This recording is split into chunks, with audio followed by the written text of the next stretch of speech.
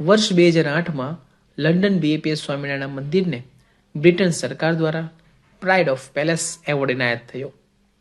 બિહારમાં પૂર રાહત કાર્ય અને અમેરિકામાં ત્રાટકેલા આઈકે વાવાઝોડામાં અસરગ્રસ્તોની વહારે પણ ગયા. વર્ષ 2009માં સૌરાષ્ટ્ર તેમજ દક્ષિણ ગુજરાતમાં અતિવૃષ્ટિમાં અનેક ગામડાઓમાં પ્રમુખ સ્વામી મહારાજની સલાહ સૂચન સાથે રાહત કાર્ય થયું.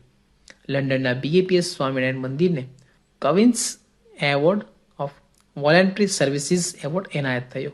બીએપીએસ સ્વામિનારાયણ મંદિરને queen's award for voluntary service award એનાયત થયો. 2010માં 4 જુલાઈના રોજ બીએપીએસ સ્વામિનારાયણ અક્ષરધામ દિલ્હીમાં બીએપીએસ સ્વામિનારાયણના શોધ સંસાધનનો મંગલ પ્રારંભ થયો.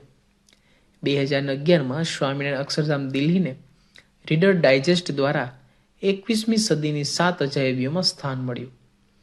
અમેરિકામાં ન્યૂ જર્સી ખાતે રચાઈ રહેલા ભવ્ય સ્વામિનારાયણ અક્ષરધામનો શિલાપૂજન વિધિ થઈ.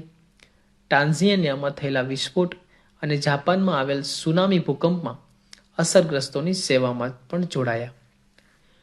વર્ષ 2012માં 15 જૂનના રોજ અમદાવાદમાં સ્વામીશ્રીને પેસમેકર મૂકવામાં આવ્યું.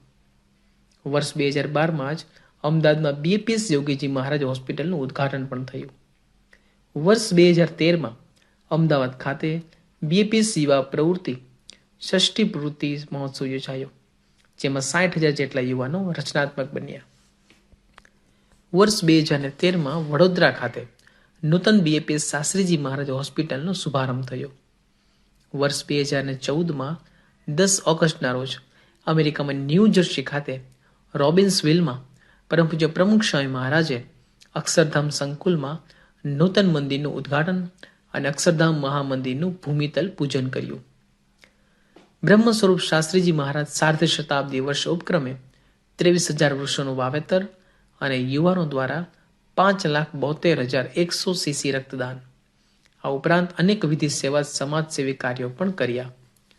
2015માં ડોક્ટર એપીજે અબ્દુલ કલામે પ્રમુખ સ્વામી મહારાજના આધ્યાત્મિક સ્વાનુભાવો પર પુસ્તક ટ્રાન્સેન્ડન્સ લખીને સ્વામીશ્રીના હસ્તકમળમાં અર્પણ કર્યું હતું.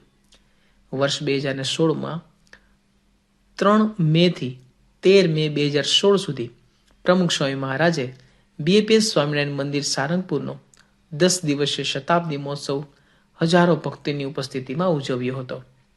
વર્ષ 2016માં 13 ઓગસ્ટ 2016ના રોજ પરમ પૂજ્ય પ્રમુખ સ્વામી મહારાજે બીએપીએસ સ્વામિનારાયણ મંદિર સારંગપુર ખાતે સંવંત 2072ના શ્રાવણ સુદ દસમના રોજ સાંજે 6 વાગ્યે અક્ષરધામ ગમન કર્યું. જય સ્વામિનારાયણ.